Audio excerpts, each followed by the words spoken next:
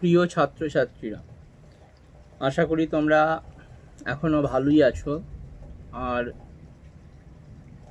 বাইরে বেরিও না, কারণ দেখছো যে পরিস্থিতি খুব একটা ভালো নয়, নিজেদের সাবধানে রাখতে হবে। তো যাই হোক, আজকে আমি একটু অন্যরকম একটা ক্লাস নিতে চাইছি। এর আগে আমি দ্বাদশ শ্রেণীর কয়েকখানি কবিতা, দশম শ্রেণীর কয়েকটি কবিতা নিয়ে আলোচনা করেছি, ইতিহাস বিষয়ক কিছুটা আলোচনা করেছি, যদিও সেই বিষয়টা এখন আমার সম্পূর্ণ হয়নি, আরও 2-3টে ক্লাস লাগবে। তো আজকে আমি ইংরেজি গ্রামারের একটি টপিক নিয়ে আলোচনা করতে চাইছি, সেটা হলো ভয়েস চেঞ্জ। তো তোমরা জানো ইংরেজি ব্যাকরণে ভয়েস চেঞ্জের একটি গুরুত্ব রয়েছে। তো মাধ্যমিকে তো ভয়েস চেঞ্জ একটা থাকেই, তারপর একাদশ শ্রেণীর পরীক্ষাতেও ভয়েস চেঞ্জ থাকে। তোমাদের ভয়েস চেঞ্জ শেখানোর যে প্রক্রিয়া, সেটা মূলত নির্ধারিত করা হয়েছে ক্লাস 7 অর্থাৎ সপ্তম শ্রেণীতে। তো অনেকে তার আগে মোটামুটি শিখেও যাও, আবার অনেকে 7-এ এসে শেখো, তাতে কোনো অসুবিধা নেই। তো তোমাদের আমার যা অভিজ্ঞতা, তাতে আমি দেখেছি যে তোমরা অনেকেই বিষয়টা ভুলে যাও শেখানোর পরেও, এবং সেই ভুলে যাওয়ার কিছু কারণ আছে। কারণটা হলো যে তোমরা ভয়েস চেঞ্জের ঠিক গুরুত্বটা বোঝো না, এবং ভয়েস চেঞ্জ শেখার জন্যে পূর্ববর্তী যে প্রস্তুতি, সেই প্রস্তুতিগুলো তোমাদের খুব আলগা থাকে। যেমন পূর্ববর্তী প্রস্তুতি বলতে কি না, পূর্ববর্তী প্রস্তুতি বলতে ধরো ভয়েস যখন আমায় শিখতে হবে, সেখানে ভয়েসের অ্যাক্টিভ প্যাসিভ ভয়েসের যে মূল 3টে কম্পোনেন্টস একটা সেন্টেন্সের মধ্যে থাকে, যেটা হলো সাবজেক্ট, ভার্ব এবং অবজেক্ট, সেই বিষয়গুলো তোমাদের সঠিক ধারণা থাকে না, শেখালেও ভুলে যাও বা ঠিকঠাক বুঝতে পারো না। এই বুঝতে না পারার পিছনে আবার ধরো ভার্বের যে কনজুগেশন, সেগুলোও জানা প্রয়োজন, বা ভার্ব ভয়েস চেঞ্জ করতে আসার আগে টেন্স সম্পর্কে একটা সঠিক ধারণা মানে পড়া নয়, কিন্তু পড়া এবং খাতায় লিখে রাখাটা নয়, মানে ঠিক মনোযোগ সহকারে বুঝে নেওয়া, কেন আমি এই জিনিসটা শিখছি। প্রতিটি যে বিষয়েই তুমি পড়াশোনা করো, সেই বিষয়েই যখন তুমি পড়বে, যে কেন আমি সেটা পড়ছি, আমার সেটা কি কাজে লাগবে, সেটা আমাকে কেন মনে রাখতে হবে, ভবিষ্যতে সেই শেখাটা আমাকে কি দেবে, এই বিষয়গুলো তোমাদের কাছে পরিষ্কার থাকতে হবে। তো এই পরিষ্কার যদি থাকে, তুমি যদি একটা সঠিক ধারণা নিয়ে সেই জিনিসটা শিখতে বসো, তাহলে প্রথমত তোমার আগ্রহ জন্মাবে সেটা শেখার জন্যে, দ্বিতীয়ত তুমি ভুলবে না। তো আমি আজকে ভয়েস চেঞ্জ করাবো মানে এই নয় যে আমি সরাসরি ভয়েসে ঢুকে যাব, যে ভয়েস এই এত প্রকার, এইভাবে করতে হয়, এইসব করলে তোমার মনে থাকবে না। আমি আজকে একটা প্রস্তুতির পর্বের ক্লাস নিতে চাইছি, তো যেখানে তোমরা ভয়েস চেঞ্জ শেখার আগে ঠিক কী কী বিষয়ে তোমাদের সঠিক ধারণা থাকতে হবে, শুদ্ধ ধারণা থাকতে হবে, সেই নিয়ে আমি আলোচনা করব। তাহলে এসো, তাহলে আমি আগে হেডিংটা দিই।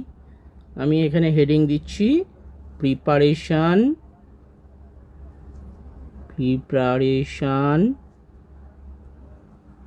For learning voice change, or how to change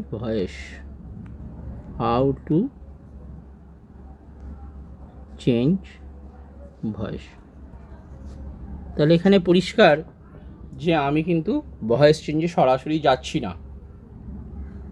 আমি তোমাদের আগে এই প্রিপারেশনটা শেখাবো, যে ভয়েস চেঞ্জ আমি শেখানোর জন্যে যে প্রিপারেশানটা দরকার, যে মূল 3 কম্পোনেন্টস রয়েছে একটি সেন্টেন্সে, সেই 3টে কম্পোনেন্ট সম্পর্কে তোমাদের একটা ধারণা দেব, যাতে করে তোমরা পরবর্তী সময়ে ভয়েস পড়ার সময় সেই বিষয়ে কোনো গণ্ডগোলের মধ্যে না পড়ে যাও। তাহলে একটা সেন্টেন্সের ভয়েস চেঞ্জ শেখার জন্যে যে 3টি কম্পোনেন্ট সম্পর্কে খুব পরিষ্কার ধারণা থাকতে হবে, সেটি হলো, প্রথমেই হলো সাবজেক্ট। কে বাংলায় বলে কর্তা। তো একটি সেন্টেন্সের কর্তা হলো সাবজেক্ট। এখন ধরে নাও একটি সেন্টেন্সে যতগুলো ওয়ার্ডস রয়েছে, সেগুলি হলো একটি ফ্যামিলির মেম্বার। এটা গোটা সেন্টেন্স হলো একটা ফ্যামিলি এবং সেই ওয়ার্ডসগুলো হলো ফ্যামিলি মেম্বার। তো এই ফ্যামিলি মেম্বারের মধ্যে আমাদেরও তো পরিবার আছে, আমরাও তো একটা পরিবারের সদস্য। তাহলে এই যে পরিবার, আমাদের ভাই বোন বাবা মা সবাই মিলে যে আমরা একটা পরিবার, সেই পরিবারের কর্তাকে, সেই পরিবারের কর্তা হলো তিনি যিনি কিনা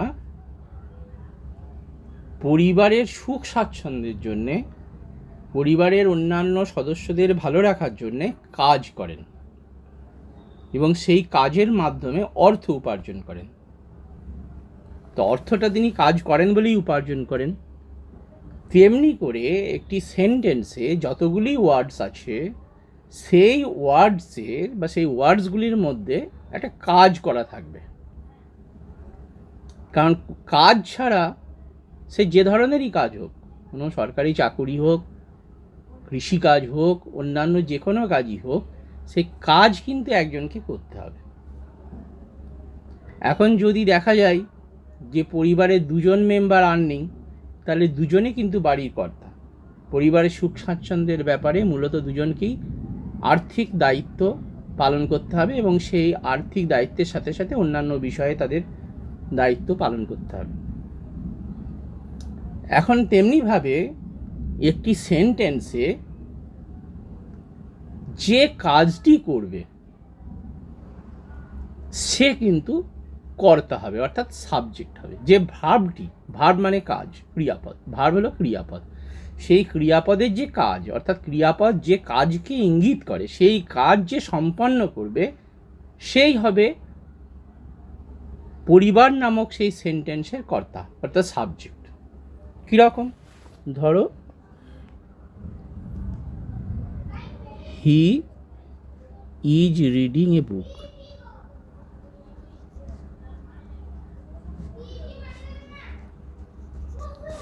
এটা প্রেজেন্ট কন্টিনিউয়াস টেন্স, সাবজেক্ট হচ্ছে পড়ছে। তাহলে পড়া একটি কাজ। তাহলে এই গোটাটাকে তুমি একটা ফ্যামিলি ভাবো, হি ইজ রিডিং এ বুক, এই সব ওয়ার্ড নিয়ে এটা একটা ফ্যামিলি, পরিবার। এই পরিবারে কিন্তু এ বা বুক কাজ করছে না, আর ইজ রিডিং হলো কাজ, এটা হলো কাজ। এই কাজটা কে করছে? না, এই কাজটা সম্পন্ন করছে হি। তাহলে হি কাজটা সম্পন্ন করছে, সেই জন্যে হিকে আমরা বলছি সাবজেক্ট, বাংলায় বলছি কর্তা। এই কর্তাকে কিন্তু আমাদের ভয়েস চেঞ্জে খুব দরকার হবে। তাহলে আমার কর্তা সম্পর্কে আমি তোমাদের একটা ধারণা দিলাম।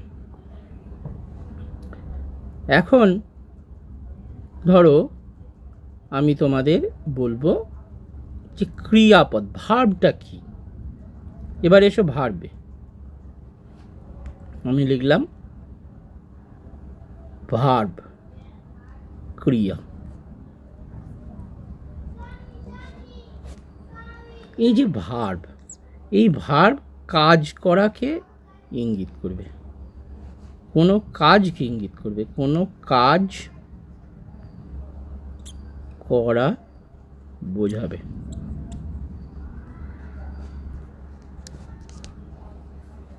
কাজ করা বোঝাবে, তাহলে এটা তো ভার্ব, তুমি জানো, এর আগে ভার্বের কনজুগেশন মুখস্থ করেছো। সেই সমস্ত ভার্ব হলো ক্রিয়াপদ এবং তারা কোনো না কোনো কাজ করা বোঝাচ্ছে। এই কাজটা কে সম্পন্ন করছে? না, এই কাজটা ওই সেন্টেন্সের যে সাবজেক্ট, অর্থাৎ ওই সেন্টেন্স নামক পরিবারের যে কর্তা, সে এই কাজটা করছে। যেমন আগের উদাহরণটা যদি অন্য উদাহরণ দিই, যে হি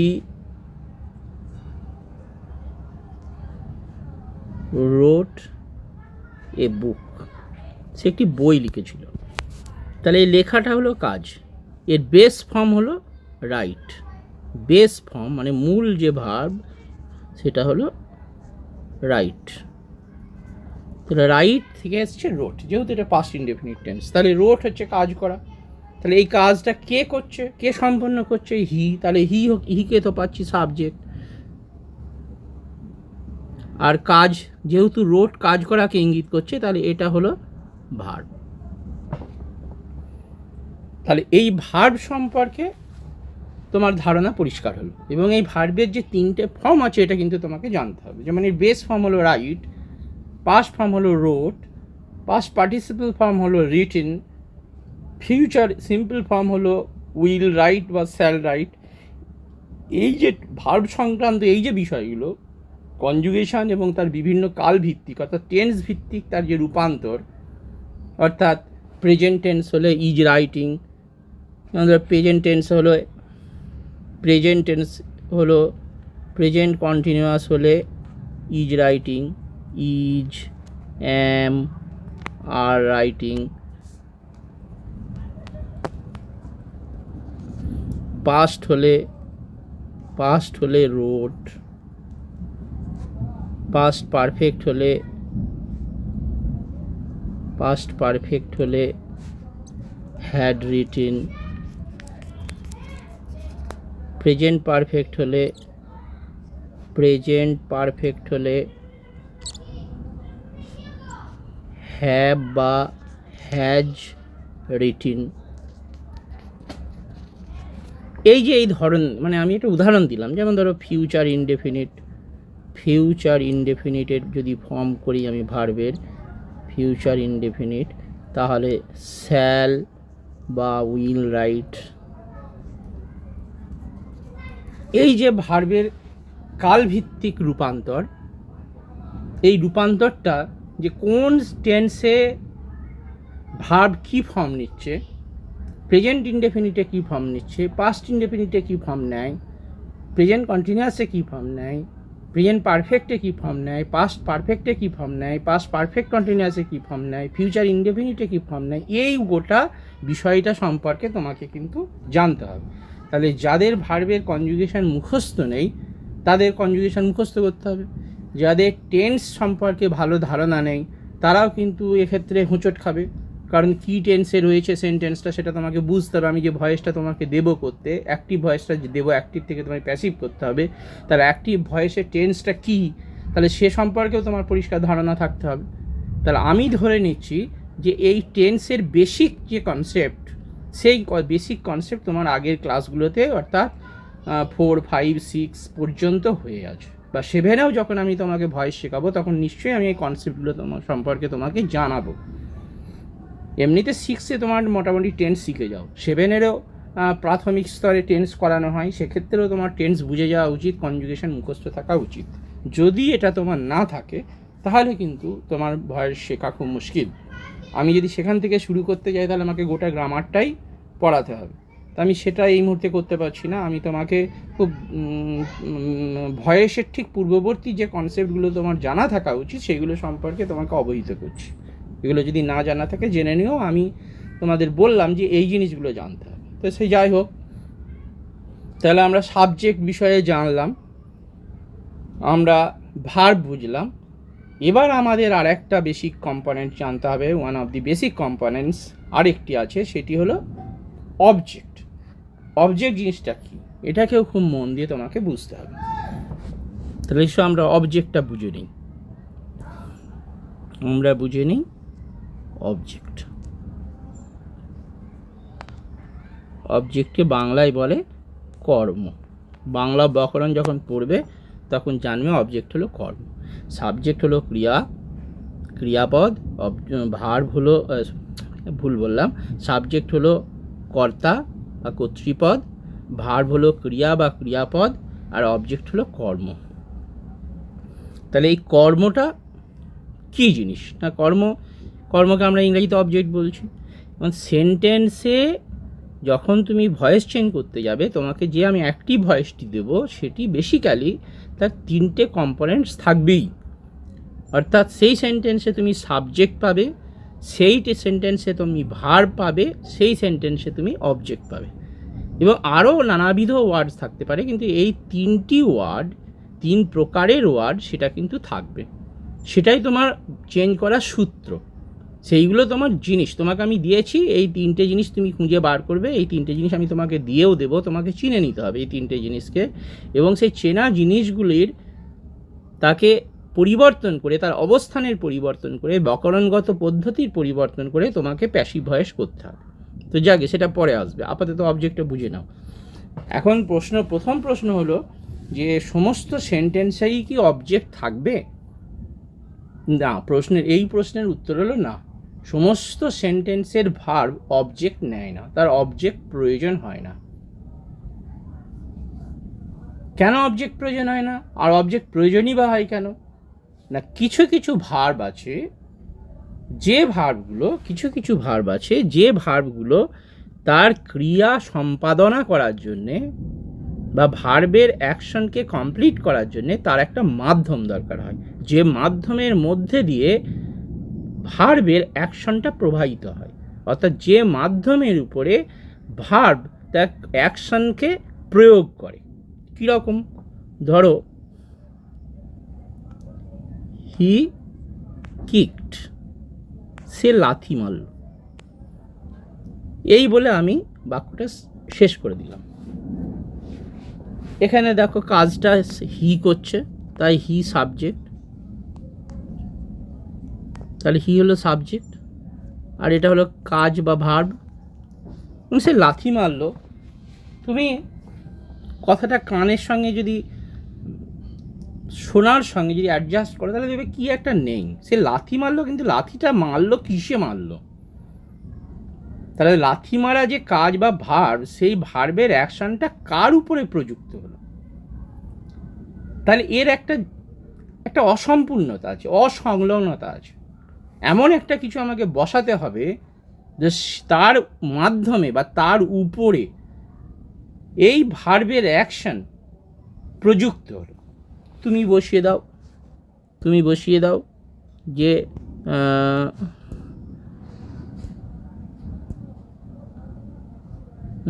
হ্যাঁ, এটা তাহলে অবজেক্ট, সরি, এটা ভার্ব।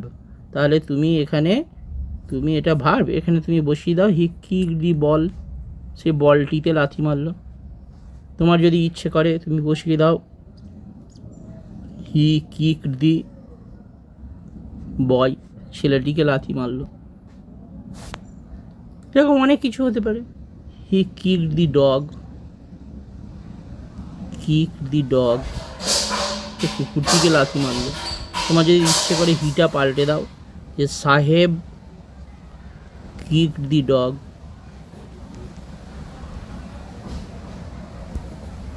মোদ্দা কথা, এখানে সাহেব সাবজেক্ট। মোদ্দা কথা, এই কিক ভাবটা তার অ্যাকশনটাকে প্রয়োগ করছে কখনো কুকুরের উপর, কখনো একটি ছেলের উপর, কখনো একটি বলের উপর। কিন্তু তার অ্যাকশনকে কমপ্লিট হওয়ার জন্যে একটা মাধ্যমের প্রয়োজন হলো। সেই মাধ্যমটা এলো কখনো বল রূপে এলো, কখনো একটি ছেলে রূপে আসছে, কখনো একটি কুকুর রূপে আসছে। তাহলে এই যে প্রয়োজনীয়তা ভার্ব থাকার, ভার্বের অ্যাকশনকে কমপ্লিট করার জন্যে, ভার্বের অ্যাকশনকে প্রযুক্ত করার জন্যে, ক্রিয়াপদের ক্রিয়াশীলতাকে সম্পন্ন করার জন্যে আমরা আর একটা কম্পোনেন্ট গ্রহণ করছি, যা না হলে ক্রিয়াপদ খুব অসহায় বোধ করবে, সে সম্পাদিত হওয়ার মাধ্যম খুঁজে পাবে না। তাহলে যাকে রেখে আমি ক্রিয়াপদকে সাহায্য করছি তার অ্যাকশনটাকে কমপ্লিট করার জন্যে, সেই হলো অবজেক্ট। তাহলে এই ভার্বের দি বল হলো অবজেক্ট, এই ভার্বের দি বয় হচ্ছে অবজেক্ট, এই ভার্বের দি ডগ হচ্ছে অবজেক্ট। তাহলে এটা অবজেক্ট। তাহলে এই ভার্বগুলোর অবজেক্ট প্রয়োজন হচ্ছে। এবার দেখি, যে আমি প্রথমেই বলেছি যে সমস্ত ভার্বের যে অবজেক্ট থাকবেই এরকম কোনো অর্থ নেই। তাহলে কোন ধরনের ভার্বগুলোর অবজেক্ট দরকার হবে না? না, যে ভার্বগুলোর, অর্থাৎ যে ক্রিয়াপদগুলির তার ক্রিয়া বা অ্যাকশনকে সম্পন্ন করার জন্যে আর কোনো আশ্রয়ের প্রয়োজন হবে না, তাদের প্রযুক্ত করার জন্যে, ক্রিয়াশীলতাকে প্রযুক্ত করার জন্যে কোনো মাধ্যমের প্রয়োজন হবে না, সেই ভার্বগুলোর কোনো অবজেক্টেরও প্রয়োজন হবে না। সেরকম ভার্ব কি আছে? নিশ্চয়ই আছে। দেখো, আমি লিখছি the birds are flying in the sky,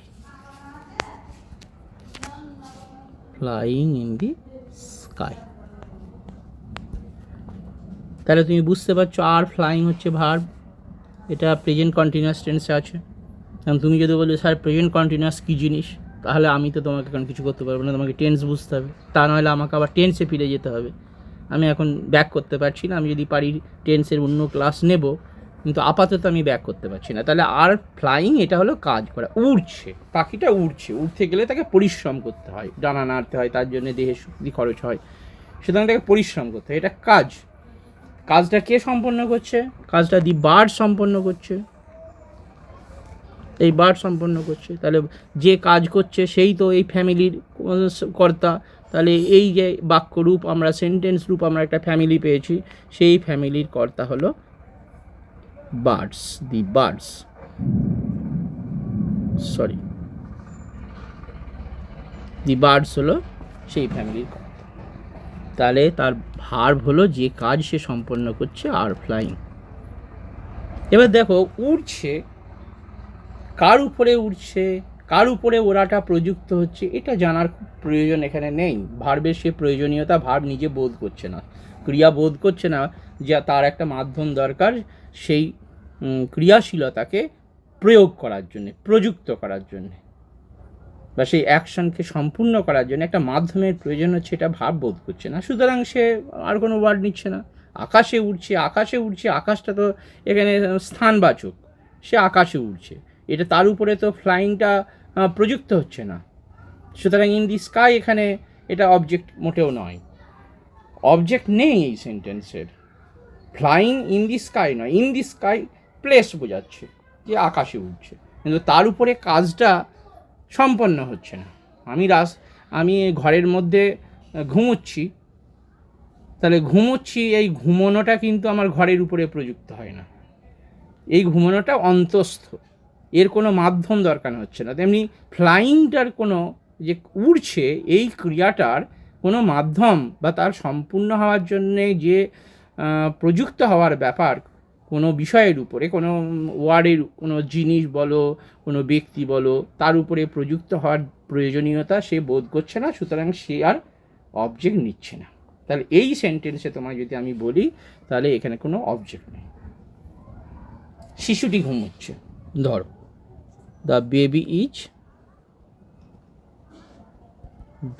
is sleeping, শিশুটি ঘুমোচ্ছে। সেন্টেন্সটা ভালো করে খেয়াল করে দেখো, ঘুমোনো অবশ্যই একটা কাজ, কাজ মানে একটা অন্তস্থ ক্রিয়া। তুমি বলতে পারো যে সে, যে বক্তা নিজেই ঘুমোচ্ছে, এবং ঘুমটা আমাদের যখন তখন পাই না, ঘুম খুব অবসন্ন বোধ করলে, ক্লান্ত বোধ করলে, বিশ্রাম নেওয়ার প্রয়োজন হলে ঘুম পাই, আমরা ঘুমোই। তো এই ঘুমানোর জন্যে আমার এমন কোনো মাধ্যম প্রয়োজন হচ্ছে না যার উপরে ঘুমটা প্রযুক্ত হচ্ছে, সে কিন্তু আমার ভিতরেই ফিরে আসছে, আমার কাছেই ফিরে আসছে, এর অন্য কোনো মাধ্যমের প্রয়োজন হচ্ছে না। তাহলে শিশুটি ঘুমোচ্ছে, তাহলে এর কিন্তু কোনো অবজেক্ট নেই। তাহলে যেহেতু এটা একটা কাজ, আমরা বিভিন্ন ভার্বের বিভিন্ন রকম আছে, অ্যাকশন ভার্ব আছে, স্টেট ভার্ব আছে, সেগুলো আমরা পরে বোঝাবো। এই যে ভার্বটা, এ কিন্তু কোনো ক্রিয়াশীলতাকে অন্যের উপরে প্রযুক্ত করছে না, অন্য কোনো জিনিসের উপরে প্রযুক্ত করছে না, অন্য কোনো ব্যক্তির উপরে প্রযুক্ত করছে না, সেজন্যে তার অন্য কোনো অবজেক্ট প্রয়োজন হচ্ছে না, বাক্য তার অবজেক্ট প্রয়োজনই হচ্ছে না। এখানে সাবজেক্ট কিন্তু দি বেবি, তাহলে এর অবজেক্ট নেই, এটাও নো অবজেক্ট, এও নো অবজেক্ট, অর্থাৎ এই দুই ক্ষেত্রে ভার্ব কোনো অবজেক্ট নিল না। তাহলে এই যদি আমরা দু ধরনের ভার্ব পাই, যে কিছু ভার্ব অবজেক্ট নেয়, কিছু ভার্ব অবজেক্ট নেয় না, তাহলে নিশ্চয়ই তাদের আলাদা নাম থাকবে চিহ্নিত করার জন্য। তা আমরাও এই অবজেক্ট থাকা বা না থাকার উপরে, বাংলায় যদি বলি কর্ম, কর্ম থাকা বা না থাকার উপরে নির্ভর করে ভার্বকে দুটি ভাগ করছি। কীরকম? তাহলে আমরা পাচ্ছি ভার্বের দুটি ভাগ, ভার্বের দুটি ভাগ পাচ্ছি, একটা হচ্ছে ট্রানজিটিভ, একটা হলো ইনট্রানজিটিভ।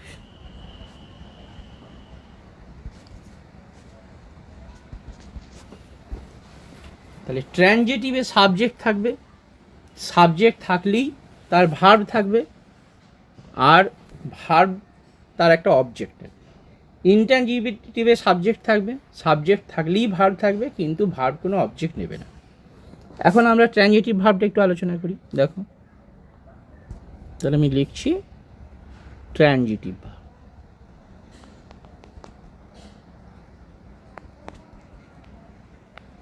ট্রানজিটিভ ভার্ব, ট্রানজিটিভ ভার্বের গঠনে আমি লিখছি সাবজেক্ট, ভার্ব, অবজেক্ট।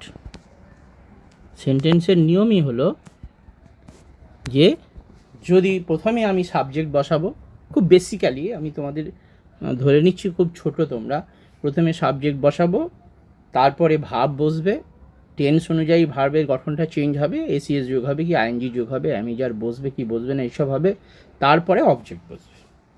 তাহলে আমরা তো জানি ট্রানজিটিভ ভার্ব তার অবজেক্ট আছে। ট্রানজিটিভ ভার্বকে বাংলা ব্যাকরণে বলে সকর্ম ক্রিয়া, সকর্ম ক্রিয়া। তাহলে আমরা তো জানি এর অবজেক্ট আছে। এখন অবজেক্ট যদি ছোটোখাটো তিনটি সেন্টেন্স আছে, তিনটি ওয়ার্ড আছে, তোমাকে সেই রকম একটা সেন্টেন্স দিয়ে বললাম তার অ্যাক্টিভ ভয়েস আছে, এটা তুমি প্যাসিভ ভয়েস করো, তো ভয়েসে তো এই তিনটে কম্পোনেন্টস অবশ্যই লাগবে। তিনটি ওয়ার্ড আছে মানে তুমি জেনে নিলে যে এদের সাবজেক্ট, ভার্ব, অবজেক্ট আছে। কিন্তু এমন তো না হতে পারে, অনেক বড় সেন্টেন্স থাকতে পারে। তাহলে সেই রকম বড় সেন্টেন্স যদি থাকে, তাহলে সহজ করে তুমি কিভাবে অবজেক্টটা খুঁজে পাবে? তোমার মূলত তো ভয়েস চেঞ্জটা করে আসতে হবে, পরীক্ষার খাতায় পড়ুক বা যেখানেই পড়ুক, ভয়েসটা করে আসতে হবে। তাহলে ভয়েসটা আমি কিভাবে সহজে অবজেক্ট খুঁজে পাবে, তার একটা পদ্ধতি আমি তোমাদের বলে দিচ্ছি। না, প্রথমে তুমি ভার্বটাকে খেয়াল করবে। এটাকে দুভাবে প্রশ্ন করো, একবার হোয়াট দিয়ে প্রশ্ন করো, আর একবার হুম দিয়ে প্রশ্ন করো। হুম দিয়ে প্রশ্ন করো। হোয়াট দিয়ে প্রশ্ন করলে যে আনসার পাবে সেটা হবে অবজেক্ট, আর হুম দিয়েও প্রশ্ন করলে যে আনসারটা পাবে সেটা হবে অবজেক্ট। এখন ধরো তুমি, আমি কাকে প্রশ্ন করতে বলেছি খেয়াল করো, আমি কিন্তু প্রশ্নটা করতে বলেছি ভার্বকে। ভার্বকে অবলম্বন করে তুমি প্রশ্নটা করবে। এখন ধরো আমি প্রশ্ন করলাম হোয়াট দিয়ে, উত্তর পেলাম, হুম দিয়ে প্রশ্ন করে উত্তর পেলাম না, তাহলে একটা উত্তর পেয়েছি, সেটাই অবজেক্ট। তারপর ধরো আমি হোয়াট দিয়ে প্রশ্ন করলাম, উত্তর পেলাম না, কিন্তু হুম দিয়ে প্রশ্ন করেছি, তার উত্তর পেলাম, তাহলে যে উত্তরটা পাবো সেটাই অবজেক্ট। একটা করেই অবজেক্ট আছে। আবার এমনও তো হতে পারে যে এই দুটো দিয়েই আমি প্রশ্ন করছি, দুটো দিয়েই উত্তর পাচ্ছি, তাহলে তুমি জানবে সেখানে দুটি অবজেক্ট আছে, দুটো উত্তর আমি পাচ্ছি, দুটি অবজেক্ট আছে। আচ্ছা আমি দেখাই তাহলে। দেখো,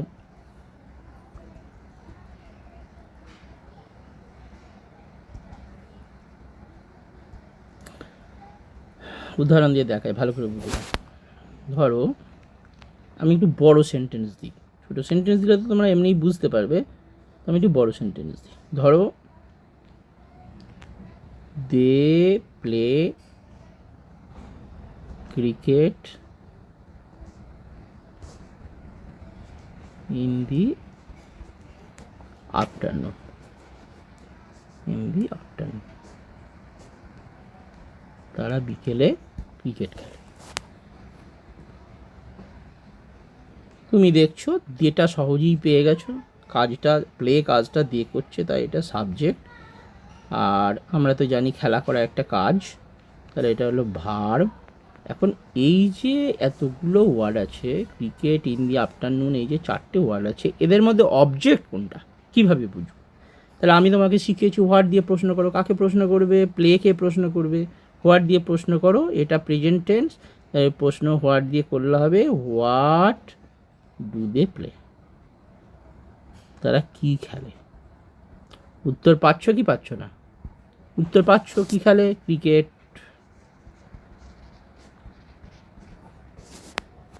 তারা কি খেলে, প্রশ্ন উত্তর প্রশ্নটা হলো তারা কি খেলে, উত্তর পাচ্ছি ক্রিকেট। তাহলে ক্রিকেট একটা অবজেক্ট আমার জানা হয়ে গেল। হুম দিয়ে প্রশ্ন করো, whom do they play, whom do they play, কাকে তারা খেলে। এটা কোনো উত্তর পাওয়া যাচ্ছে না। কাকে তারা খেলে একটা অ্যাবসার্ড প্রশ্ন হচ্ছে, কাকে তারা খেলে, এটা কোনো প্রশ্ন হচ্ছে না, প্রশ্ন করাই যাচ্ছে না অ্যাকচুয়ালি, এটা উত্তর দূরের কথা। তাহলে কাকে তারা খেলে এরকম কোনো প্রশ্ন হয় না, তাহলে এর উত্তর কিন্তু নীল। তার মানে এই সেন্টেন্সে একটাই অবজেক্ট আছে, ক্রিকেট। বাংলায় প্রশ্নটা যদি না, ইংরাজিতে যদি না করতে পারো তোমরা বাংলাতেই করবে, কি খেলে, কাকে খেলে, প্রশ্নটা খেলে কি হবে এটা যেন মাথায় থাকে। তাহলে আমরা একটা উত্তর পেয়েছি, তাহলে একটা অবজেক্ট রয়েছে। এবার দেখো কিছু কিছু সেন্টেন্স আছে যেখানে তুমি একাধিক উত্তর পাবে।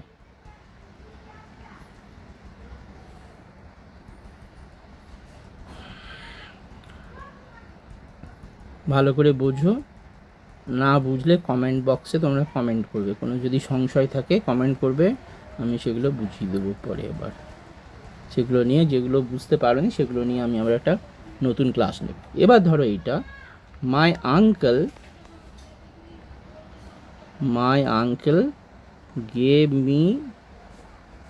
gave me a gift on my birthday.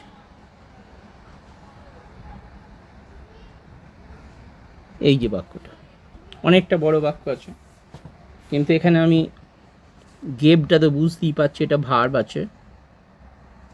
এখন কে দিয়েছে বা দিয়েছিলেন, কে দিয়েছিলেন সেটাও বুঝতে পারছি, কাজটা আমার মাই আঙ্কেল করেছে। শুধু আঙ্কেল ভাববে না, মাইটা অ্যাট্রিবিউট, মাইকে ধরে ভাবতে হবে, তাহলে এটা হলো সাবজেক্ট। এবার আমার অবজেক্ট খোঁজার পালা।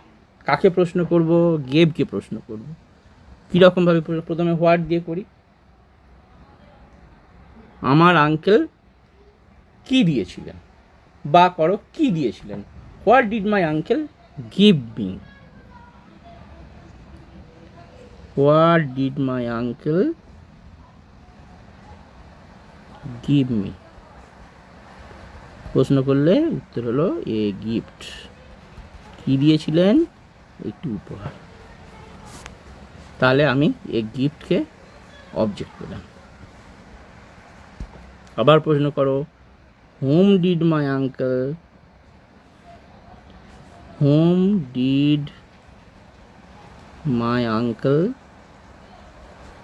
give a gift? কাকে আমার কাকা একটি উপহার দিয়েছিলেন? উত্তর করো, প্রশ্ন করো, উত্তর পেলে মি। তাহলে মি একটা অবজেক্ট, এটা একটা অবজেক্ট। তাহলে আমরা এইরকমভাবে যদি হোয়াট দিয়ে প্রশ্ন করে উত্তর পাই, যদি হুম দিয়ে প্রশ্ন করে উত্তর পাই, তাহলে আমরা জানবো যে সেই সেন্টেন্সে দুটি অবজেক্ট আছে। এখন যদি দুটি অবজেক্ট থাকে, সেই সেন্টেন্সে দুটি অবজেক্ট আছে মানে সেই সেন্টেন্সের ভার্ব দুটি অবজেক্ট নিয়েছে। এখন এই দুটো অবজেক্ট নিলে, এই দুটো অবজেক্ট তাদের একটা পৃথক পৃথক পরিচয় আছে। দুটোই অবজেক্ট, এটা ঠিক কথা, তাদের একটা পৃথক পরিচয় আছে। একটা অবজেক্টের সঙ্গে ভার্বের সরাসরি সম্পর্ক আছে। যেমন ধরে গেভ, দিয়েছিলেন, এর সঙ্গে সরাসরি সম্পর্ক আছে এ গিফটের। আসলে একটা গিফট দিয়েছিলেন, তিনি বাজার থেকে গিফট কিনেছেন, তাহলে গিফটটা তিনি সরাসরি কিনেছেন, উদ্দেশ্যটা হলো সেই গিফটটা আমাকে দেয়া। তাহলে একটার সঙ্গে সরাসরি সংযোগ, একটা ভার্বের সঙ্গে একটা অবজেক্টের সরাসরি সম্পর্ক আছে, আর একটা তার কমপ্লিমেন্ট স্বরূপ, অর্থাৎ the uncle gave a gift. তাহলে গেভ এ গিফট যদি বলি, উপহার দিয়েছিলেন, কাকে দিয়েছিলেন, মানে আর একটা কমপ্লিমেন্টারি ওয়ার্ড যাকে আমরা দ্বিতীয় অবজেক্ট বলছি, সেটার প্রয়োজন হচ্ছে। তো সেই প্রয়োজনটাকে মেটাবার জন্যে আমরা মি এই অবজেক্টকে আনছি, এর সঙ্গে একটা ইনডিরেক্ট সম্পর্ক আছে, একটা ডিরেক্ট সম্পর্ক আছে ভার্বের সঙ্গে, আর একটা অবজেক্টের একটা ইনডিরেক্ট সম্পর্ক আছে। এর উপরে ভিত্তি করে আমরা অবজেক্টকে দুটো ভাগে ভাগ করছি, খুব সাধারণভাবে, সবসময় সাধারণভাবে, কারণ তোমরা নিচু ক্লাসে পড়ছো। তাহলে সেক্ষেত্রে তাহলে আমি দেখছি যে দুটি অবজেক্ট যখন একটি সেন্টেন্সে থাকছে, আমরা তাদের এই দুটো অবজেক্টকে আলাদা আলাদা নাম দিচ্ছি। একটা নাম দিচ্ছি ডিরেক্ট অবজেক্ট, আর একটা অবজেক্টের নাম দিচ্ছি ইনডিরেক্ট অবজেক্ট। ইনডিরেক্ট অবজেক্ট, এখন এটা সহজ ব্যাপার আছে। ডিরেক্ট অবজেক্ট ইনডিরেক্ট অবজেক্টকে তোমার কেউ সংজ্ঞা তোমাকে কেউ জিজ্ঞেস করবে না, সেভাবে আর বুঝতে গেলে আরও একটু উঁচু ক্লাসে উঠতে হবে, ভাবনা চিন্তার একটু শক্তপোক্ত হতে হবে। সুতরাং আমি বলছি যে তোমাকে সব ওইভাবে বোঝাতে হবে না, তুমি শুধু মনে রাখবে যে যখন দুটো অবজেক্ট থাকবে তার মধ্যে একটা অবজেক্ট দেখবে প্রাণীবাচক, একটা অবজেক্ট থাকবে প্রাণীবাচক,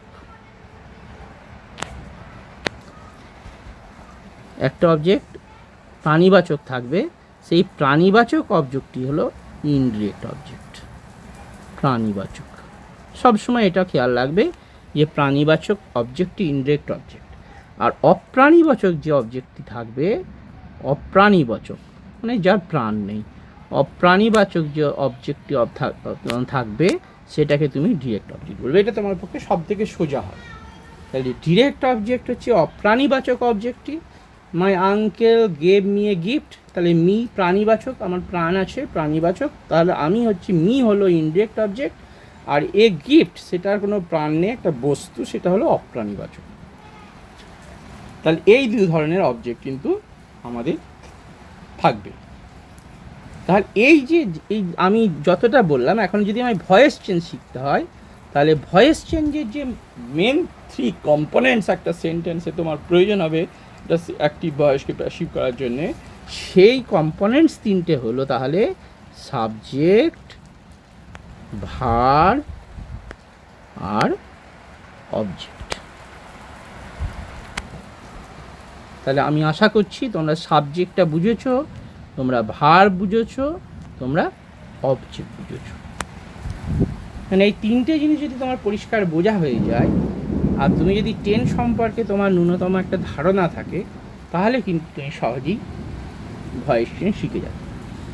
তো ঠিক আছে, আমরা তো অনেকক্ষণ এই বিষয়ে আলোচনা করলাম, আশা করছি তোমরা বুঝেওছো অনেকটাই যে জিনিসগুলো আসলে কী। তোমাকে প্রথমে সাবজেক্টটা খুঁজে বার করতে হবে, তার ভাবটা খুঁজে বার করতে হবে, অবজেক্টটা খুঁজে বার করতে হবে, অবজেক্টটা প্রাণীবাচক না অপ্রাণীবাচক বুঝতে হবে, অর্থাৎ ডিরেক্ট না ইনডিরেক্ট বুঝতে হবে। তো সাবজেক্ট এবং ভাব বোঝা খুবই সোজা। অবজেক্টটা তোমরা অনেক সময় গোলমাল করে ফেলো, প্রশ্নটা ঠিকঠাক করতে পারো না। প্রশ্নটা সব সময় ভার্বকে করবে, কি দিয়ে, কাকে দিয়ে। যদি হোয়াট, হুম এইসবে জটিলতা মনে হয়, জটিলতা আছে বলে মনে হয়, তোমার পক্ষে কঠিন বলে মনে হয়, কঠিন যদিও নয়, একটু ভালো বুঝে ফেললে, তাহলে তুমি এখানে কি বা কাকে দিয়ে প্রশ্নটা করে নিও, যেটা দিয়ে উত্তর পাবে সেটা অবজেক্ট। অবজেক্ট যখন চিহ্নিত হয়ে যাবে, তারপরে তুমি এবার ভয়েস চিহ্ন করতে থাকবে। তাহলে এবার আমি দেখি যে ভয়েসটা আমরা এবার একটু আলোচনা করি। তাহলে এবার আমি কিন্তু কথাটা ব্যবহার করব যে ভয়েস চেঞ্জ। বাংলা ব্যাকরণ একটু পরে যখন তোমরা শিখবে, বা যারা উঁচু ক্লাসে উঁচু শিখে গেছো তারা জানবে, বুঝতে পারবে যে এটা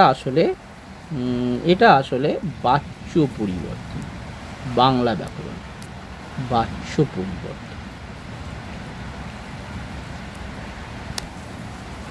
তার মানে ভয়েস হলো বাচ্য,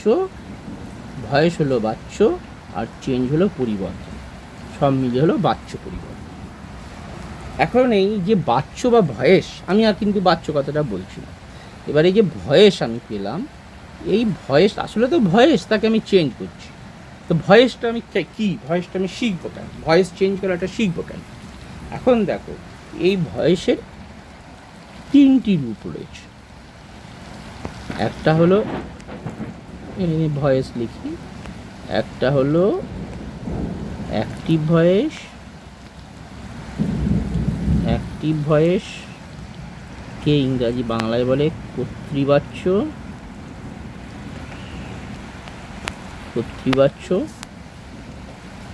একটা হলো প্যাসিভ ভয়েস,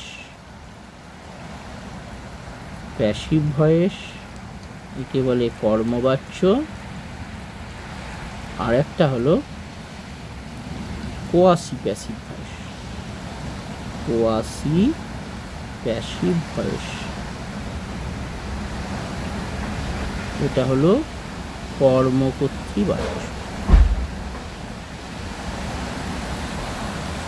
কর্মবাচ্য। থ্রি কর্মবাচ্য।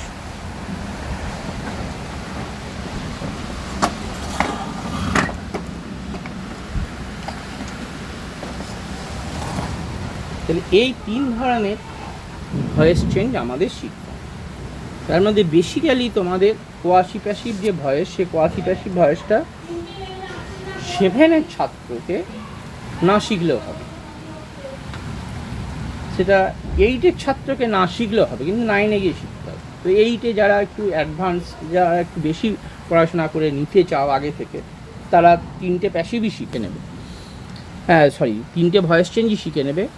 তো এখন আমি বলি যে ভয়েসটা আমাদের কেন শিখতে হবে। এখন অ্যাক্টিভ ভয়েস যেটা দেয়া হবে কর্তৃবাচ্য, সেই অ্যাক্টিভ ভয়েসে আমরা তার বাংলা যে নাম কর্তৃবাচ্য, সেটা দেখেই বুঝতে পারবো যে সেই সেন্টেন্সে কর্তার ভূমিকা প্রধান, কর্তার গুরুত্ব সব থেকে বেশি।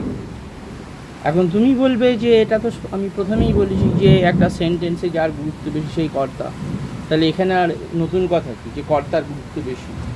নতুন কথা হবে যখনই সেই ভয়েসটাকে আমরা চেঞ্জ করতে যাব, অর্থাৎ সেই ভয়েসটাকে যখন আমরা প্যাসিভ করতে যাব। প্যাসিভ ভয়েসের বাংলা নাম হচ্ছে কর্মবাচ্য। এখন কর্তৃবাচ্য হিসাবে বা অ্যাক্টিভ ভয়েস হিসাবে যে সেন্টেন্সটা তোমাকে দেওয়া হবে, সেই সেন্টেন্সে সাবজেক্টের গুরুত্ব বেশি বলতে আমি এই জিনিস বোঝাতে চাইছি। যেমন ধরো অ্যাক্টিভ ভয়েসে আমি দিচ্ছি, অ্যাক্টিভ ভয়েসে আমি দিলাম যে রাম কিল্ড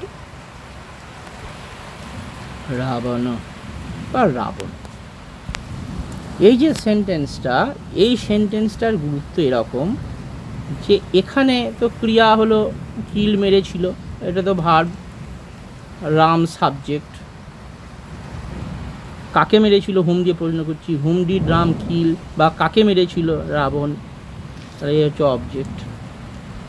এখন এই সেন্টেন্সে রাম একজন দেবতা স্বরূপ, না নারায়ণ স্বরূপ, নারায়ণের অবতার, তিনি একটা গ্লোরিয়াস ফিগার, ভীষণ বীর, মানুষের পূজনীয় ব্যক্তি, তার অমিত বিক্রম, এবং সেই অমিত বিক্রমে তিনি রাবণ নামে একটি দৈত্যকে হত্যা করেছিলেন। তো এখানে রামকে গ্লোরিফাইড করা হচ্ছে, রামের কৃতিত্বকে মানুষের সামনে উপস্থিত করা হচ্ছে, যে দেখো তিনি কতটা সাহসী, কতটা অমিত বিক্রমের অধিকারী, যে তিনি রাবণকে হত্যা করেছেন, রাবণের মতো একটা দৈত্যকে হত্যা করেছেন। তাহলে এখানে রাবণের গুরুত্ব হ্রাস পেয়েছে। রাম তার যে ভীষণ ভয়ঙ্কর পরাক্রম, তিনি যে ভয়ঙ্কর বীর, শক্তিশালী, তিনি মানব শ্রেষ্ঠ, তিনি নারায়ণের অবতার, যিনি কিনা রাবণকে হত্যা করেছেন। তাই যে কোনোভাবে আমরা রামকে গুরুত্ব দিচ্ছি অনেক বেশি এই ভয়েসে, অর্থাৎ কর্তৃবাচ্য। সুতরাং রাম এখানে সাবজেক্ট, রামের ভূমিকা বেশি। তাহলে আমি কি বললাম না, অ্যাক্টিভ ভয়েসে গুরুত্ব বেশি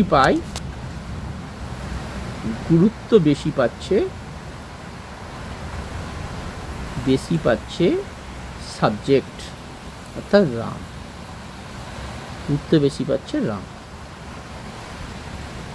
এখন প্যাসিভ কেন করব? এই বাক্যটাকে যখন আমি প্যাসিভ করব, তখন আমি লিখব যে Ravana was killed by Ram.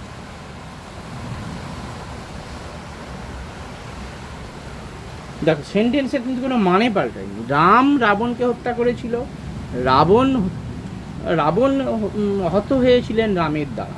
দুটো বাক্যেরই মানে কিন্তু একই আছে, কিন্তু ঘটনাটা ঘটলো কেন আমি এইরকম করে চেঞ্জ করলাম। এই যে দ্বিতীয় সেন্টেন্স, অর্থাৎ প্যাসিভ ভয়েস যে আমি করলাম, অর্থাৎ এইটা যে আমি প্যাসিভ করলাম, এই যে সেন্টেন্সটা আমি প্যাসিভ করলাম, এই প্যাসিভ ভয়েসে অ্যাক্টিভ ভয়েসের যে অবজেক্ট ছিল প্যাসিভ ভয়েস এসে সাবজেক্ট হয়ে গেল। তার মানে অ্যাক্টিভ ভয়েসে অবজেক্টের অর্থাৎ রাবণের গুরুত্ব কম ছিল। রাবণকে লাগবে না আমার, এটা নিল। রাবণের গুরুত্ব কম ছিল, কিন্তু রামের গুরুত্ব বেশি ছিল। প্যাসিভ ভয়েসে আমার যখন মনে হলো, আমার যদি এরকম মনে হয় যে না, রাম ছলে বলে কৌশলে রাবণকে হত্যা করেছিলেন, আসলে রামের তুলনায় রাবণ অনেক বেশি শক্তিশালী, তার শৌর্য বীর্য অনেক বেশি, আমি তাকে অ্যাডমায়ার করছি, রাবণকে অ্যাডমায়ার করছি, তাহলে কিন্তু রাবণকে গুরুত্ব বেশি দিতে হবে। আমার যদি এটা মনে হয়, তাহলে আমি তখন লিখব Ravana was killed by Ram.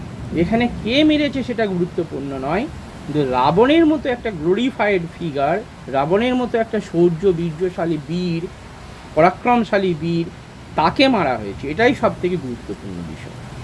তার মানে অ্যাক্টিভ ভয়েসের অবজেক্ট প্যাসিভ ভয়েসে অনেক বেশি গুরুত্ব পাওয়ার জন্যে সে তখন প্যাসিভ ভয়েসে সাবজেক্ট হয়ে যাচ্ছে। তাহলে এখানে এই রকম ক্ষেত্রে আমরা যখন রিপোর্টিং করব, নোটিশ লিখব, এই বিভিন্ন লেখালেখির কাজে তোমাকে অনেক সময় যে কাজটা করছে, আসলে যে কাজটা করেছে তার চেয়ে তার কাজ করার উদ্দেশ্যটা অনেক বেশি বলে যখন তোমার মনে হবে, বা যখন তোমাকে সেটা প্রমাণ করতে হবে লেখার মধ্য দিয়ে, তখন তোমাকে কিন্তু প্যাসিভ ভয়েস ব্যবহার করতে হবে। ওই অবজেক্টকে সাবজেক্ট করে সেটাকে গুরুত্বপূর্ণ। এত দ্বারা বিদ্যালয়ের সকল ছাত্রছাত্রীকে জানানো হলো, এই যেভাবে তোমরা স্কুলে নোটিশ দেখো, কেন এটাকে আমরা প্যাসিভে লিখি না? এখানে প্যাসিভ এই জন্যে লিখি যে সেখানে নোটিশটা যিনি দিয়েছেন তিনি মুখ্য বিষয় নন। মুখ্য বিষয় হলো যে কারণে নোটিশটা দেওয়া হয়েছে। কিছু একটা করতে বলা হবে, কিছু একটা নির্দেশ দেওয়া হবে, সেই নির্দেশটা পালন করাটা হলো মুখ্য ব্যাপার। সেই জন্য দেখবে বেশিরভাগ ক্ষেত্রে ভয়েসটাকে প্যাসিভে করা। যখন তুমি কোনো কিছু তৈরির পদ্ধতি লিখবে, নতুন কিছু রান্না বান্না শেখা হয়েছে বা নতুন কাজ করা হয়েছে, তখন আমরা আমি করেছি, আমি এই জল নিলাম, আমি উনুন জ্বালালাম বা স্টোভ জ্বালালাম, আমি কেটলিটা রাখলাম, এরকম বলা হয় না। জল নেওয়া হলো, উনুন জ্বালানো হলো, কেটলি জল ফোটানো হলো, এইভাবে বলা হয়। তার কারণ হলো আমার করাটা গুরুত্বপূর্ণ বিষয় নয়, আমি এটা শেখাতে যাচ্ছি কিভাবে করতে হয়। তাহলে কিভাবে করতে হয় কাজটা, বা কাজটাই হলো গুরুত্বপূর্ণ, আমি গুরুত্বপূর্ণ নয়। যদি আমি বলি তাহলে আমাকে অ্যাক্টিভ ভয়েসে লিখতে হবে। আমি যদি গুরুত্বপূর্ণ হই যে দেখো আমি করেছি তোমরা পারবে না, এইরকম যদি আমি প্রেজেন্ট করতে চাই, তাহলে অ্যাক্টিভ ভয়েসে আমি বলে লিখবে। আর যদি তুমি এটা বোঝাতে যাও যে আমার করাটা গুরুত্বপূর্ণ নয়, বা গুরুত্বপূর্ণ হলো কাজটা সম্পন্ন হওয়া, সেক্ষেত্রে কাজটা বেশি গুরুত্ব পাবে। মানে যে জন্যে আমি এটা করছি, যে আমি চা তৈরি করছি, চা তৈরি করাটা গুরুত্বপূর্ণ, তখন আমাকে পূজ্য রাখতে হবে। তাহলে আমি পিছনে থাকবো, আমার কাজটা, আমার ওটা পদ্ধতিটা সামনে আসবে, তখন তোমাকে কিন্তু প্যাসিভ ভয়েসে লিখতে হবে। তাহলে রিপোর্টিং করার জন্যে তুমি যখন বড় হয়ে কোনো কিছু রিপোর্ট করতে বাধ্য হবে, তখন যখন তুমি কোনো নোটিশ দেবে, যখন কোনো কিছু বর্ণনা, কোনো কাজের বিবরণ দিতে হবে কীভাবে কাজটা হয়েছে, তখন কিন্তু তোমাকে ভয়েস বা ভয়েস চেঞ্জের পদ্ধতিটা তোমার জানতে হবে এবং সেটা প্রয়োগ করতে হবে। এখন আপাতত একটা ভয়েস চেঞ্জ পড়বে, সে একটা ভয়েস চেঞ্জের 1 নম্বর পাওয়ার জন্য যদি তুমি মনে করো এটা আমায় শিখতে হবে, তাহলে এই শেখার গুরুত্ব তোমার কাছে 2 দিন পরে হারিয়ে যাবে। তুমি সবসময় এটা ভাববে যে ভবিষ্যতে লেখালেখির কাজে এবং বিভিন্ন রকম লেখালেখির কাজে তোমাকে এই ভয়েস চেঞ্জ প্রয়োগ করতে হবে, সেই জন্য এটা তোমাকে ভালো করে জানতে হবে। তাহলে আমি একটি প্যাসিভ ভয়েস বোঝালাম। এবার তোমাকে 3 নম্বর যে ভয়েস চেঞ্জের কথা আমি বলেছি, কোয়াসি প্যাসিভ ভয়েস, সেটা কী?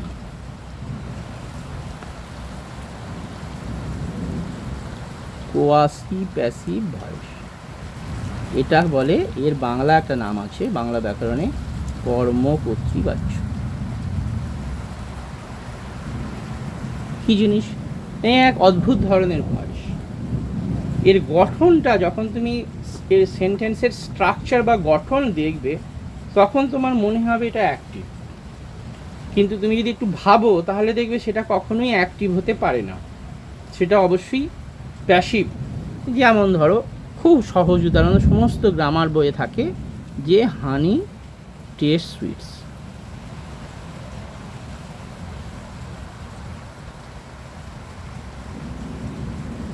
হানি টেস্ট সুইটস, তাহলে এই হানি টেস্ট সুইটস এই বাক্যটা তুমি খেয়াল করো।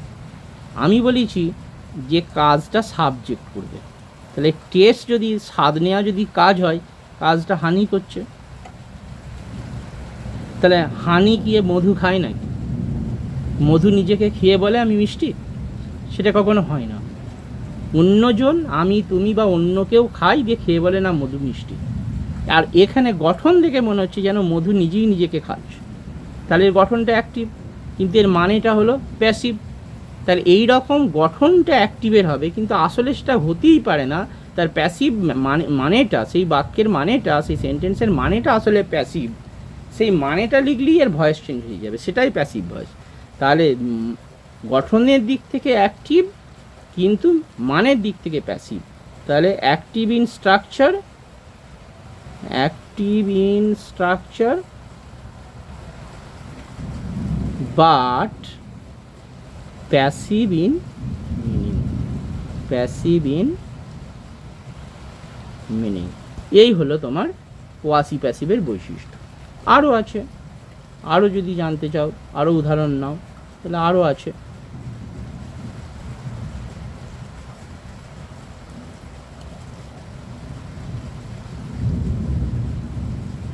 যেমন ধরো দ্য স্টোন বলছি না, স্টোন ফিলস রাফ।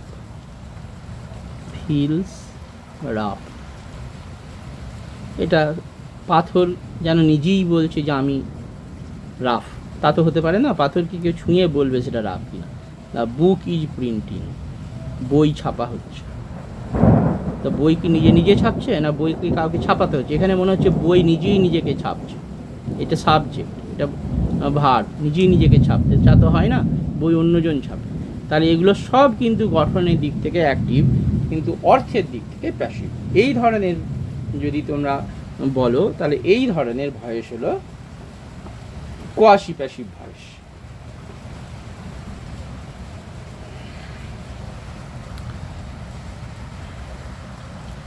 তাহলে আজকে এই ক্লাস এই পর্যন্ত থাকলো। তার কারণ আজকেই আমি যদি তোমাদের চেঞ্জ করতে শেখাতে যাই, সেটা তোমরা নিতে পারবে না। তাহলে আমি যা যা আলোচনা করলাম সেগুলো একবার বলে দিই, মানে সংক্ষেপে তোমাদের বলে দিই যে আমরা আজকে কি কি বুঝলাম। এই বোঝাটা কিন্তু ভয়েস চেঞ্জ করতে শেখার আগে খুব প্রয়োজন। তা নইলে একটা অবলম্বনহীন শেখা হবে, 5-এ 7-এ শিখবে, 8-এ ভুলে যাবে। আবার 8-এ যদি মনে করে দেওয়া হয় 9-এ ভুলে যাবে। যখন পড়াশোনা শেষ করবে, মাধ্যমিক দেবে, এইচএস দেবে, তখন একবারই ভুলে যাবে। তো সেটা তো কোনো ভাষা শিক্ষার বা কোনো শিক্ষারই উদ্দেশ্য হতে পারে না। তাহলে আমি একবার টোটাল বলে দিই যে আমরা আজ কী শিখলাম। তাহলে আজকে আমরা যা শিখলাম সেটাকে সামারাইজ করলে এরকম দাঁড়ায় যে প্রথমে আমরা বুঝে নিলাম যে ভয়েস শেখার আগে একটি বাক্যের, একটি সেন্টেন্সের 3টি কম্পোনেন্ট সম্পর্কে আমাদের সঠিক ধারণা আমরা করে নিলাম। যে সেন্টেন্সে সাবজেক্ট আসলে কে বা কি, সেই কেন সাবজেক্ট, কেন কর্তা। তারপরে বুঝলাম যে ভার্ব কেমন করে সাবজেক্ট ভার্বটিকে সম্পাদনা করে বা সম্পাদন করে, এবং ভার্বের পরে আমরা শিখলাম যে অবজেক্ট আসলে কি। সব সেন্টেন্সে অবজেক্ট থাকে না, সব সেন্টেন্সের ভার্বের অবজেক্ট থাকে না। কোনো কোনো সেন্টেন্সে ভার্ব অবজেক্ট নেয়, কোনো কোনো সেন্টেন্সে ভার্ব অবজেক্ট নেয় না। যে ভার্ব অবজেক্ট নেয় তাকে আমরা ট্রানজিটিভ ভার্ব বলি, যে ভার্ব অবজেক্ট নেয় না তাকে আমরা ইনট্রানজিটিভ ভার্ব বলি। ভয়েস চেঞ্জ করতে গেলে আমাদের এই অবজেক্ট সম্পর্কে সঠিক ধারণা থাকতে হবে, যে যদি অবজেক্টটা আমাদের সহজে চিনতে পারতে হবে। অবজেক্টকে চিনতে গেলে আমরা বলেছি ভার্বটিকে, সেন্টেন্সে যেটি ভার্ব থাকবে সেটিকে হোয়াট বা হুম দিয়ে প্রশ্ন করতে হবে, অর্থাৎ কি বা কাকে দিয়ে প্রশ্ন করতে হবে। যদি তুমি একটি দিয়ে প্রশ্ন করো, দুটো দিয়েই প্রশ্ন করো, কিন্তু দুটো উত্তর পাচ্ছ না, একটি উত্তর পাচ্ছ, তাহলে একটি অবজেক্ট আছে যদি দুটো দিয়েই প্রশ্ন করো, হোয়াট দিয়েও প্রশ্ন করো, হোম দিয়েও প্রশ্ন করো, যদি দুটি উত্তর পাও তাহলে দুটি অবজেক্ট রয়েছে, এবং দুটি অবজেক্ট যদি থাকে সেই অবজেক্টের একটি ডিরেক্ট অবজেক্ট, অন্যটি ইনডিরেক্ট অবজেক্ট। তাহলে সে বিষয়ে আমি তোমাদের বলেছি। অ্যাক্টিভ ভয়েস বলতে কর্তৃবাচ্য বাংলায় বলে, কর্তার কথা আসছে, সেখান থেকে আমরাই দেখিয়েছি যে সেই সেন্টেন্সে কর্তা কেমন গুরুত্বপূর্ণ। আবার প্যাসিভ ভয়েস মানে কর্মবাচ্য আমরা দেখিয়েছি যে কর্তার গুরুত্ব কেমন করে হ্রাস পেয়ে যাচ্ছে প্যাসিভ ভয়েসে, এবং কেন হ্রাস পাচ্ছে, কোন জায়গায় হ্রাস পাবে, ভবিষ্যতে কোন ক্ষেত্রে এই ভয়েস চেঞ্জ শেখাটা আমি কাজে লাগাতে পারবো, সেটা আমরা আলোচনা করেছি। আর সবশেষে আলোচনা করেছি কোয়াসি প্যাসিভ ভয়েসের গঠন, এবং কোয়াসি প্যাসিভ ভয়েস যে খুব মজার একটা ভয়েস, দেখে একটি মনে হবে, তার মিনিংটা প্যাসিভ, আসলে তার মিনিংটা লিখলেই প্যাসিভ হয়ে যায়, সেগুলো আলোচনা করেছি। আমরা কিন্তু ভয়েস চেঞ্জের পদ্ধতির মধ্যে যাইনি, আমরা এই প্রস্তুতিটা আজকে নিয়ে রাখলাম। ভয়েস চেঞ্জ আমরা নেক্সট ক্লাসে শিখব।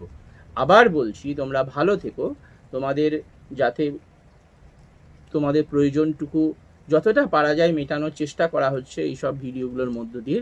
তোমরা অবশ্যই প্রস্তুতি পর্বের এই ভিডিওটি দেখবে, যদি তোমরা চাও যে পরের পর্যায়ে যে ক্লাস আমি নেব সেটা যেন সহজেই তোমরা বুঝতে পারো।